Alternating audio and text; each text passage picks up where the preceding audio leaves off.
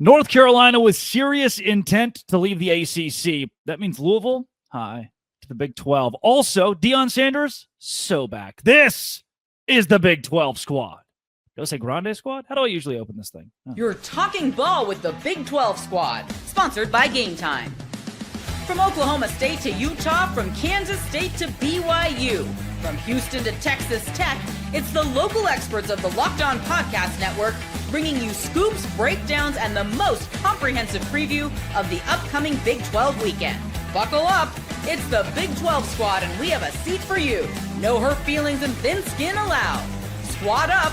You're part of the Big 12 squad. Happy Thursday, everybody. Welcome to the Big 12 squad. So much to get to in Big 12 news today. One of the busiest off seasons that I can remember. Today's show is brought to you by Game Time. We are joined. He's all the way from the West Coast, but he's the biggest Kansas State fan that I know because I know so many of them, and he's the biggest one. Christian Rao of Locked On K-State. Hey, how about the best-looking guy in the entire Locked On Big 12 squad show? He changes his mustache and beard combo every single week. Cody Stovall got his ears lowered. Oh, this cat has more hair? JT Westerville of Locked On Utes. I think it's coming back. The Bosley's working. Parker Ainsworth is well back. He hosts Locked On Jeez. With the Houston Cougars. We've got, for the first time in a couple of weeks, he's been on a road trip all the way across the country. God, Parker, turn your damn microphone on. Mountaineer Paul is back with us, an incognito. Hey, he's our resident member of the LDS Church. It's Jake Hatch, host of Locked On BYU Cougars, because, of course, that makes sense. And his head coach is not leaving. He's not leaving. Kevin Borba, Locked On Buffs. Deion Sanders is back. Let's That's Borbcastic. One of us. One of us. One of us. We can definitely get to the Dave Aranda quote later on in this show. Let's open it up and start with the news cycle as it goes in order. North Carolina, last week it was broke by Inside Carolina that their intent is to leave the ACC and join the SEC. I've heard from, I have like one source in America, and I don't even trust him. but according to Cam Stewart him, doesn't count. Cam Stewart doesn't count. It's Cameron Stewart too. According to him, the reason the SEC might actually be interested in West Virginia is Belichick and Kirby, or Belichick and Kiffin. The bump that you get from having Bill Belichick in your conference and the Jordan brand would help. And if they're going to do that, I don't foresee him being the head coach in 5 years. You're going to have to move quickly. If this is all true, the smoke is true, I think Clemson, Florida State probably follows suit. Who's on our wish list? Who do we want to see in the Big 12 conference if you have your pick of the litter out of the ACC? Jake Hatch, you're one of the journalists that's on here. Where do you start? Well, I understand why a program like North Carolina would want to leave because, simply put, money talks. But to your point, I think that there's a brand recognition out there as well that is in play here. But the weirdest thing about that whole report, Drake, is that they're wanting to leave, but not until 2030. Oh, what's going to happen in 2030? Oh, wait, the new contract negotiations are coming around. No wonder that's when this report is going to actually go into effect. It feels like it was almost in a way a bait and switch in a way. Cody, to you? Yeah, I say Miami wholeheartedly. I just think whenever people talk about the ACC, they seemingly always talk about Clemson and Florida State, but for whatever reason, ACC gets left in the dust. They have a very rich tradition and history. The Big 12 needs some of that blue blood level status. So if we're going to have to fight over the Clemsons and Florida States of the world, I'd rather actually just end up with Miami because I do think they classify pretty close to those dudes. I don't think we're getting Miami in that situation. Who wants Miami? Why would they want Miami? They're still a big brand. It's still a bit, and they're also they're very well conditioned for the future of college football with their NIL as well too. I don't think they're going anywhere. They're going to win a lot of games over these next few years because I also think it's not till 2030. They got a good shot to make the college football playoff this year. Okay. I find it very hard to see Miami ending up in the Big 12 and not where some of the other top brands in that conference go. Then Louisville. What about Louisville? What about Pitt? But no. Even on Miami, they don't check either of the boxes that North Carolina whispering? does. Why are you whispering? I don't know. You told him to turn down his mic earlier.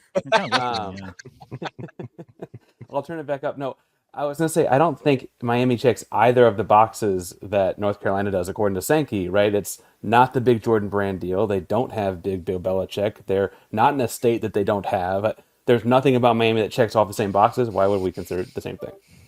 I don't think the Big Ten, I believe the Big Ten wants Florida State, and I don't think they want to have Miami compete with Florida State in that conference. The SEC already has Florida, but I don't think Miami is as valuable as many have pitched them to be.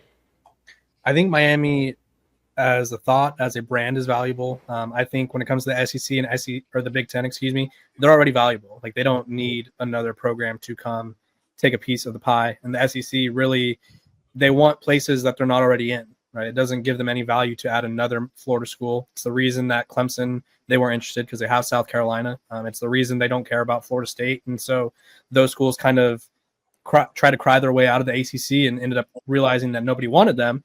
And I thought it was interesting that the reason they have to wait till 2030 is because the exit fees dropped from 93 million to 75 million. So you also have to have a program that's willing to pay that. And so you also have to think like which of these schools in the ACC is willing to fork over 75 million to join the Big 12. And I think Miami would probably be the only one with that kind of cash flow that's willing to let that money fly. And also, as I think I've got an idea. That's boardtastic, I tell you. That's boardtastic. So why doesn't Memphis try and call up Florida State and say, hey, let's split the $200 million. Let's get ourselves both into the league. I think Memphis getting rejected by the Big 12. I think that's sort of like I don't foresee the SEC being like, hey, Memphis, come on. Don't make me talk about the Big 12 in that light, Jake. Don't make me do it. But no, I think it was worth a shot, right? If I was Memphis, I would try with the ACC. But at the same time, I think the only fear about Miami is like, why would they not want to stay in the ACC if, say, Clemson and Florida State leave? Then they could just run the conference and finally have success, because I don't think I was alive for their last successful season. Okay, pause there. I will say, what's successful season? They were a top 15 team last year. Almost all of us hosting this show would love to be a top 15 team, right? You were not, Jake. Okay, and the final rankings, I guess, will include the bowl game, and you could get it. They carry themselves like a playoff contender, national champion contender. They were a playoff contender last year. They were in the top 15. Who has a national championship trophy here? Oh my gosh, how long ago are we talking? Two about? Of us. That's way before the gray in your beard hatch. I'm just saying, we got the crystal ball, man. That's all I got to say. That's a long Miami would be fun. Miami would be fun, but Yormark looks at location too. Like he took a Big 12 media day to Las Vegas. What about the hub of Atlanta? What about Georgia Tech? I know it might not scream like an exciting piece, but being in the Atlanta area, it would be really all of a sudden people really like Georgia Tech. They seem to be this expansion darling for a lot of people, which I find very interesting, but maybe they're a Big 10 target and they fall to the Big 12. I do think that Hatch hit the nail on the head with Louisville, Pitt, Virginia Tech. Not that they're low-hanging fruit. They're pretty good brands in that 5, 6, 7 range of the ACC. They seem to be pretty achievable. And Paul, hey, good to see you. Those schools are going to be very advantageous for West Virginia, who has been by and large outcast from the geographic locations of the Big 12. Can I throw out another name too? I was going to say, what is your name, Paul? Now, Parker, let the man speak. Throw out the name, though. What's the name? What's the name? Like you said, though, exactly. We, as a West Virginia fan, obviously grew up in these rivalries. A lot of people don't realize that Virginia Tech is a very close second, and some people in the West Virginia community would say number one rivalry to West Virginia. It's a very heated rivalry. There's whatever it is we play for, the Black Diamond Trophy involved. By the way, we've had that for a few years now. I will say this about Virginia Tech. They're on par with, you could probably put them on par as a fan base with any other Big 12 school. They're absolutely a rabid fan base. Can't say the same for Pitt, but the rivalry is better overall, especially from a national perspective. They don't have their own stadium. They play in the Steelers stadium, right? So that's something I think a lot of people look at Pitt and say, if they just had their own stadium, their own deal, that would make them much more of a desirable piece for a lot of people. And then once you get past those two, for me, obviously Louisville is a huge rival with West Virginia as well. You think about Pat White, his coming out game was a 6 overtime game versus Louisville in 2005 and 6. So it was an excellent time to be a West Virginia fan. And then the icing on the cake, obviously, West Virginia beat Miami a couple times when they were really Miami, when we were in the Big East together. So a lot of West Virginia fans remember that rivalry fondly. Well, it's probably one-sided. I'm sure they don't feel the same. But, yeah, so we remember the U when it was really the U, Ken Dorsey, those type of guys. And if you're of my age, you remember those teams and what those Miami teams, they were unbeatable. They seemed to be unbeatable. So there are a lot of teams, I think, that would be advantageous just from a West Virginia's perspective. You can even do Boston College, honestly, if you're going to go back in the day rivalry type connection, right? But I don't know College what is following. That's my problem. that's with the that. problem. Yeah. We All of our would have moves to can't be leave. about West Virginia, Paul. We can't all. Not every move could be about the West Virginia rivalry. But this is those are the No, best but I squad- think two let's, can. Let, But us all of our settle moves in. can be about Paul for sure. Let's That- settle. Yeah. Let's go to those schools in particular. The schools kind of in that little mid-Atlantic region of the U.S. and where they could fit in the Big 12. This is the Dos Grande squad. Today's show is brought to you by Drip Drop. Why? Because Drip Drop's my favorite drink in the world. If you're staying on top of your routine, whether it's workouts, long days, campus, or staying focused through back-to-back classes, hydration is one. I love that we're marketing to college kids. Hey, college kids, Drip Drop. It's cool. All the kids are doing it. Drip Drop's doctor-developed, scientifically proven for fast hydration. Now that I've been doing it, it's just little powder, not that kind, in my water bottle. You shake it up, electrolytes in your body. I always keep a few packets in my backpack. Save me more than once from midday crash. Right now, Drip Drop is offering Locked On listeners 20% off your first order. Head to dripdrop.com and use promo code LockedOnCollege. That's dripdrop.com, promo code LockedOnCollege for 20% off. Stock up now before your lack of energy hits hard. Drip Drop. It's If you're wearing that 7 sweatshirt, o'clock you on the better dot. specify Got my what kind drip of drop. powder you're using. By the way, so good job. Yeah. Speaking of drip drop, did you know that you cannot roll a you have to throw a Can't say it. it. Can't say it. That's the M word. That is the M word. And They definitely just bleeped Cody. Like We a just, lot of Cody times. just got bleeped. He used the Dave Aranda word. I called. So this is insider baseball. I called Cameron Stewart and said, we have to talk about Dave Aranda encouraging throwing those with dwarfism. That's how. Wait, is the M word a bad word? Yes, you can't Yes. say it. We No. called Zach Blackerby and we're like, so do we say it? Do we quote him? And Zach goes, Oops. no.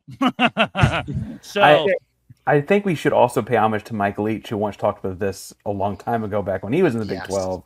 He said this back in like 2010. This is old news. Aranda's a Leach guy, so I get the connection, but like this is old news. Leach was just an innovator that I think we all owe some credit to. that was a crazy press conference quote. Hatch. Wait, can I get us back on topic here? Because I got a question for everybody that I want to. Because What do you think you are? Jeez, all right, Hatch. God bless.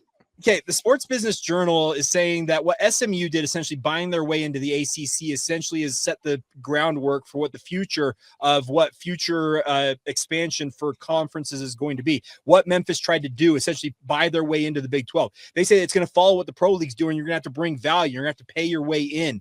Are we looking at this from the wrong angle, that we're not doing it simply for brand value, that they're actually going to have to pay up to come into this league if they're going to come in? Well, that's why to me, Miami is just going to pay their way into the top dogs. I really don't see them getting left out. Yeah, but I mean, if you're going to pay tips, you got to be $200 billion to get into the ACC or the Big 12. What the hell are you going to have to pay to get into the Big 10 or SEC? It's going to be a huge number. Who's going to actually have this number? Well, Miami's got a lot, and I still think they'd want him. I know a lot of you guys Would it don't. be I worth still think paying they'd that want when him. you then? I mean, that money's going to come from the money you're already paying to players. You're not going to stop doing that part, Right. Yeah, I feel like they're going to find a way to make it work. It's a question of, do any of these teams, like Miami, for instance, since we're talking about them, does Miami want to pay? We'll just call it $400 million, double it. Do they want to pay $400 million to? They've already been in the middle of the ACC. Correct. So what happens when they go to the SEC? They're going to stay in the middle or go to the bottom. Like, do they want to pay extra money to bring in more money but never be good? Like, or would they rather be join a conference for cheaper and possibly contend more frequently and return to their? Borba, on a smaller scale, there's a lot of people wondering why UNLV didn't jump to the Pac-12, because UNLV looked at it and said, hey, Boise State's leaving. We're going to be able to ascend to essentially the top of the Mountain West. Yeah, we're not willing to jump over there and play second or third fiddle again every single year. We'll be the top dog in this league, and we'll stay over here. And that's the same thing I think Miami is considering. I think the only conference that doesn't have to worry about teams paying in is the Pac-12 right now, because they're still looking for another, football conference opponent. But other than that, for teams like conferences like the Big 12, the SEC, the ACC, if they want teams to come in, they're going to be very picky. I really do think that's going to happen, and we'll see what happens. As they should be, Christian. They should be picky. We should just be adding anybody to add anybody. We'll go to North 20. Carolina's interested. It doesn't mean the SEC is. Yeah, that was the whole point. I think that feels right. Well, guys, that's precisely why I said Miami, because they're the ones that are not getting talked about when it comes to a destination for the SEC or the Big Ten. Yeah. Nobody's talking about Miami. So if I'm Miami, I would take that as a slap in the face and look to the Big 12 to be that next conference. Because here's the deal. If Florida State and North Carolina and whomever else leave the ACC, then isn't winning the ACC just kind of turned into the world's tallest dwarfism award? Right. If the heavy hitters are no longer in the conference, then I think it. But you could have said the same thing about the Big 12 after you lost Texas and Oklahoma. I'll allow it. Yeah, but at least there's parity in the Big 12. The ACC is like a pillow fighting conference for 90% of that league. So you can't take the pillow fighting league and then make it all of a sudden magically delicious because Florida State and North Carolina leave. That's not good for Miami. And to Kevin's point, in that exact same pillow fighting league, Miami just came in third in the conference ostensibly, right, with a Heisman Trophy winning quarterback and didn't have to play three of the other top four. Heisman right, contender. Heisman contender. Come on, Parker. Sorry. But you understandably, like with all that talent, he's a Houston area kid, so I'm actually a Cam Ward cover. That's fine. They did beat Iowa State in the bowl game. Like, I don't like being the anti-Big 12 guy on here, but like literally without Cam Ward, you guys go so unrealistic that I have. They lost Iowa State. You're gonna make the Kansas State guy back up Iowa State here. The two Pop-Tart champions are battling in Dublin. Iowa State beat Miami. Yeah, Iowa State beat Miami. No, Iowa State did do, but it was a backup quarterback, and they still played him right there. Cam Ward played the first half and then sat the second. Oh, what? Breaking news: backup quarterbacks can be good. I know that's your whole belief in BYU is exactly that backup quarterbacks can be good. I think that wasn't the case of Utah, so I get why he's surprised. JT could play quarterback at BYU. I heard you last week. Trust me, I got you. I slipped that at the end. You still found it. I feel like NC State it's just they're an easy team to overlook. I mean, you could make a case for them. But if I want 4, Paul, if I want 4, NC State was the one I was going to say earlier, but I want Virginia Tech, I want Pitt, I want Louisville, and I like Georgia Tech or Miami or Duke over NC State. Probably. Same with Boston right? College. I don't know. I don't know. That's close. I think it's close. Like Syracuse, no. Wake Forest, no. Boston College, no. NC I think you're missing the idea of gray area. The financial idea actually, of adding West Virginia has a the trophy with Syracuse too. Stanford? No, Paul. That's where I draw the line. Is us letting Syracuse into the conference? No. I think you're overlooking how important adding states is to the conference financially. I think you expand to an entirely new television market. NC State's a public school with a big presence in that state. Yeah, but they're the third fiddle of Tobacco Road. Why would you want them? Yeah, I'd rather have get the other two because they're going to be a lot cheaper. There's Schwartzwalter Trophy. Cheaper, Syracuse. not long term. Long term, they'll want a full share. Yeah. Get Miami, get Georgia Tech, NC State, and Duke, or Virginia Tech. Why not Pitt? Why not Louisville? What do you what? In each cases, you need to be adding. You need to be adding states, right? That's at the end of the day, you need to be adding states, NC adding State does not territory. deliver North Carolina. Sorry, they just don't do it. But you already have y'all talking about Miami, and you already got Central Florida. And I understand it's not a very big dog in Central Florida. I'm talking about literally getting the TV dollars for the state. Okay.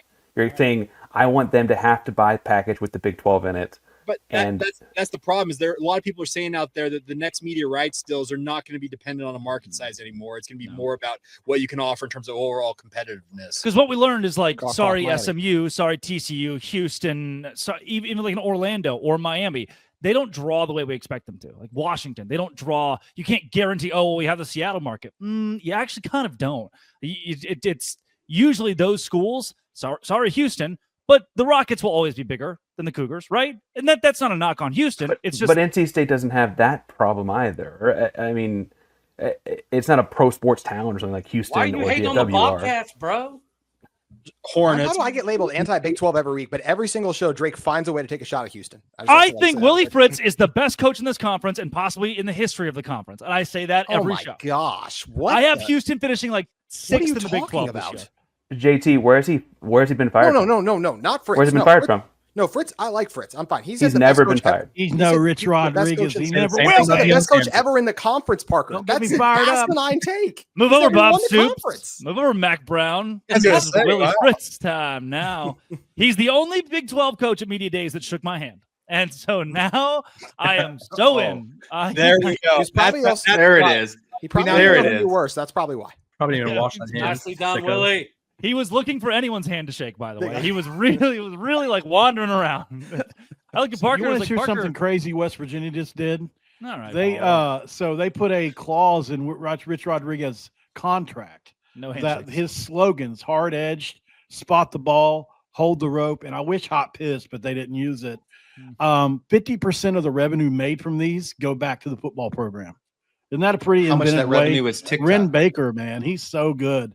I mean, I've never heard of this before, so what do they call it? A personal indictus, or I don't know how do you say it, but no clue. This is above my pay grade. Coming up, that we have Random. buried a big lead here. Deion Sanders is back. Big 12 squad.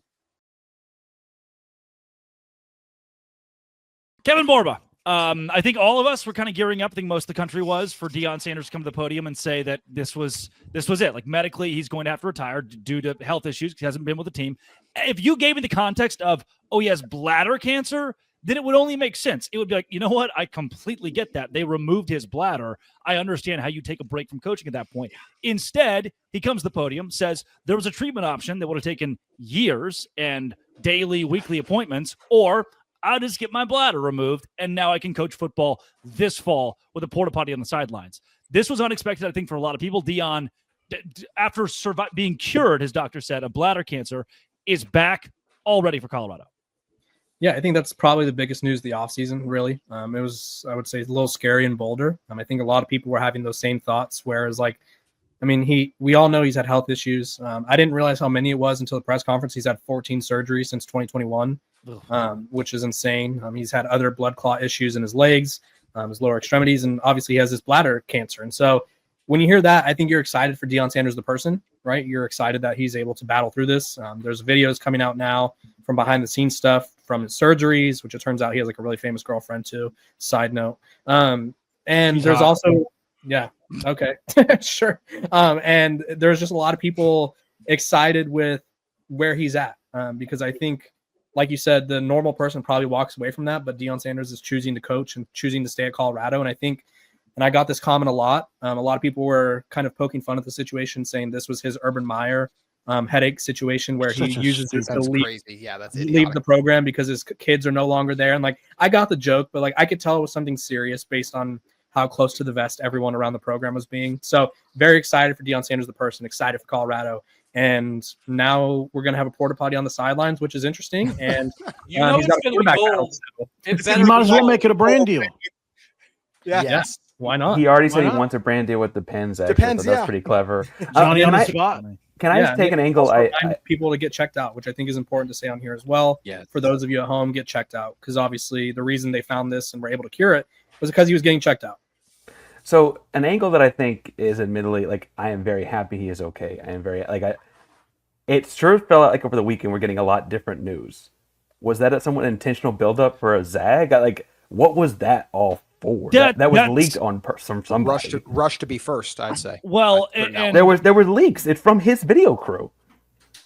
There were. Go ahead, Drake. To me, from the outsider perspective, I do believe a lot of that was being it's where I want to give some of these random keyboard warriors a bit of solace is based on what we heard. The assumption was for most of the country, he's stepping down. And from there, people love to make memes of he would take the easy way out. No one knew outside of his camp he had cancer. No one expected that to be the news. They were just saying he's going to come to the podium and say, I don't feel right. And so I think whether it's in the medical issues or on the football field, Deion, there is a flair. He has a media team for a reason. There's a flair for the eccentric. He wants to drum up publicity. And I don't mind the 1 million+ people that watch the press conference and are talking about Deion right now, because again, that only helps bring awareness to a health issue that he wants to help out most of American men with. Yeah, I don't think anyone's upset. I'm not trying to sound upset that he's healthy. Sure. Obviously, that's the best part. No. I'm just trying to say that and it's not right to make the memes and the gifs and the whatever about it either. But a lot of the I think he's about to step down was founded in stuff that was leaked from someone very inside because they're leaking video having to do with his whole media team. That wasn't unfounded at all. And I think that being I can't believe you thought he'd step down. I wasn't making jokes thinking he'd step down. I thought he was going to step down because everyone thought he was going to step down. That felt very normal Monday morning. But correct me if I'm wrong on this, but he kept the actual knowledge of this to a very, very small group, even including his own kids, Shiloh, Shador. They didn't know the extent of what he was dealing with for a long stretch of this until recently, if I'm not mistaken. Is that right? Yeah, he told him it was about his foot or his leg or something. So Parker, to your point, people inside may have thought that they knew what was going on, but it sounds like it was an even tighter circle than normal that actually knew the extent of what was going on. Yeah, and if you watch the videos like of his procedure, not the procedure, it wasn't live stream, but the post procedure, it's the athletic trainer, it's his security guard, his personal security guard, and then Deion Jr. And I think those were and his girlfriend. So 4 people were there. So let's just assume that there's 4 to 5 people that knew this information. His ex-wife, I believe, knew as well. So 5 people. Usually Deion Sanders' camp, there's people who will share some information here or there, but I think not everyone knew this information, and I think that sort of was the point. And I also think having this meeting, I thought it was odd because when you schedule a meeting with an oncologist who's the head of your medical school's cancer research portion, you Google that lady's name. I Googled her as soon as I saw the little name card, and I was like, oh my gosh, like this is a cancer specialist. Like I assume this is not going to go well, but I think it was just to get the factual information out correctly. It was definitely a very dramatic surgery. They reconstructed his bladder from my understanding. I was only a bio major for a semester, so I didn't fully understand what she said. It seemed very complicated, but I'm glad it worked out. And I have a question. Sorry. Yeah. Well, super quick if I can, Paul. I wouldn't blame anyone who followed on what was it, Monday morning when this broke. Anyone who said it's likely that Deion doesn't coach this fall, I don't think they were misconstrued. Anytime you learn like, hey, the cancer doctor's coming out, it's pretty likely that person's. I would take a break from my job if I had my bladder removed. So that's not the craziest statement. I think most people are again, like you, Parker, excited to see that he's back. Yes, Paul? So, when it comes to elevation there, obviously I just found out about that traveling through. With blood clots, that's a dangerous thing, right? Yes. I'm curious, has there been any knowledge or anything put out there about that regarding his issues that he has with blood clots? Because they made me have ultrasounds in my legs before I even went to Colorado. I'm just curious.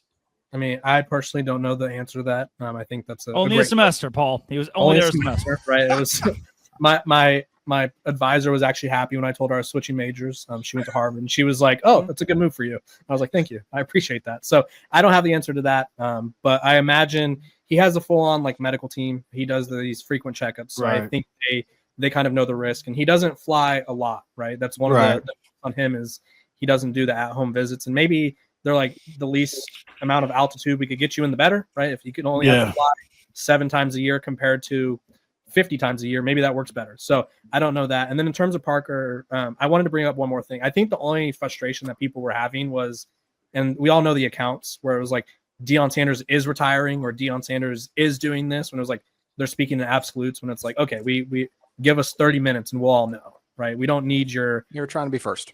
Yeah, exactly. Well, and I don't mean to say that that's people need to be excused. There's this like, oh, I can't believe all you guys did. It's like, no, like he said he's gonna have a medical team and a cancer specialist, and there was a video came out over the weekend that was very intimately filmed about writing his will. Like, most people were like, that doesn't sound good, and I think that's a very normal reaction to have. I don't know why that's people are upset that like that's But you can't report it like it's fact. Like the will part is something that I talk about on my show because like my parents are in their 60s, and it's like we sat down and did a will together. So like I know how uncomfortable and awkward that is. Like I know it's not fun. And so for him to like post that, it was definitely concerning. Like I do think in a way they were like building it up. I think it was just the people that acted as if like Deion was like, hey, by the way, BT Dubs retiring tomorrow. Like those people were the ones that people were most upset with. Yeah, I think it's just unfortunate that you have some people who were trying to be first and rush for the information and then tried to put this out there without having all the facts. It's actually a bigger media conversation just in general. And it was unfortunate that a lot of people tried to go too far without really knowing what was going on. But there was a couple of big accounts that even tried to do that. Is BT Dubs something that would be accepted widely within the West Virginia community, or should I just leave it?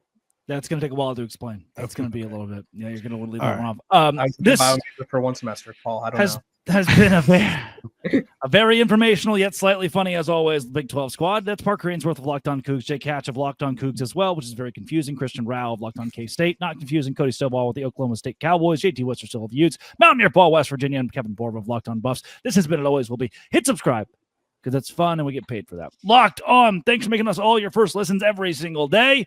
The Dose Grande Squad.